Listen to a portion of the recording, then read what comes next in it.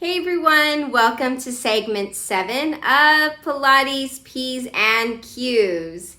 So today I'm going to continue talking about end ranges and having control at these greater ranges or mobility. Hey, there's that word again. And how this relates to injuries. An injury is actually why I started Pilates and is also the reason I started my dive into the functional range conditioning system. I hope to see more of you continue to explore and integrate some of these active holds that I've been posting, noticing where you can integrate some of these active range holds when you find yourself doing a passive range of movement or stretching. Maybe you'll even play with the idea of what this movement or position might look like without whatever passive assistant you might be using that might be affecting the movement or the position. Having greater control at our end ranges where we have the least amount of strength and control doesn't just apply to the greater use of our flexibility, although that is a huge selling point. But what about being safer in these greater ranges where we get injured? I spent many years talking about and teaching a lot about stability. But maybe what I was really looking for was not rigidity or only working in the positions to enforce what I thought would be stability, but maybe having better and really good motor control over greater ranges of motion. So more range, more control. You probably don't know that I originally started Pilates as a student when I was age 13 as an injured dancer, unless you read my bio in my website.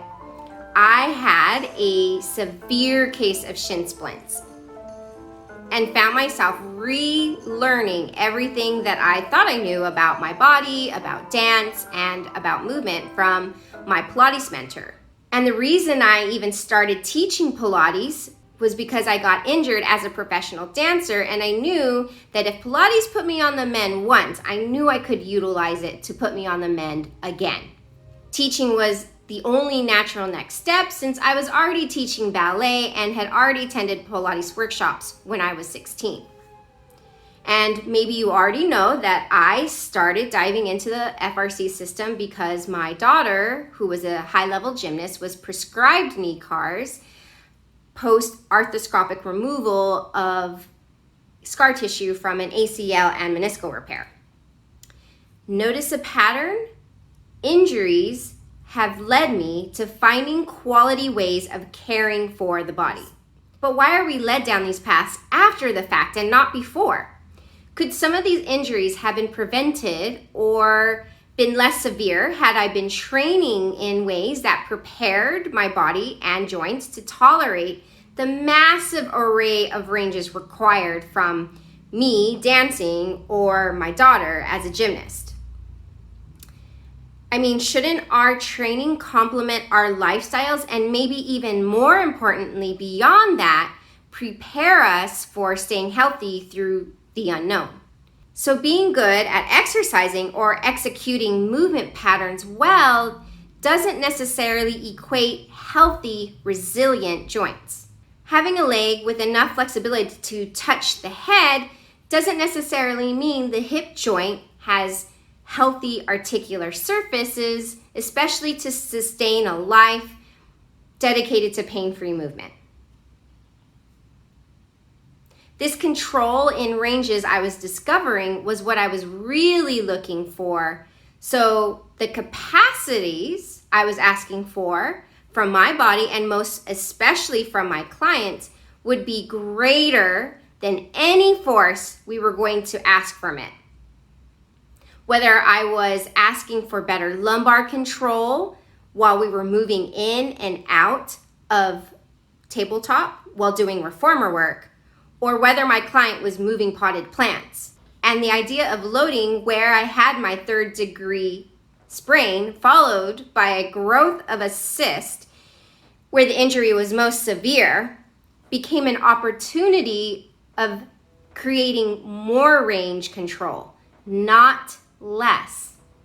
Think about an injury that you've had, because more than likely you've had one. It probably happened because the load or force that was put on it was greater than your body's capacity to tolerate that load, force, or even repetition. But what if we could train those ranges? Just in case. Could we be dealing with less injuries while at the same time acquiring more movement opportunities or movement dexterity? Now, I always say the best place to start is with your controlled articular rotations, because these rotations are working range control, and range control is mobility, and mobility is just joint health. But this week I'll also be highlighting the idea of range control beyond the cool party trick of holding your flexibility. So keep showing me your work and I'll keep showing you mine, and I have been loving seeing you deepen your practice by doing so. Thanks for watching and see you next time. Bye.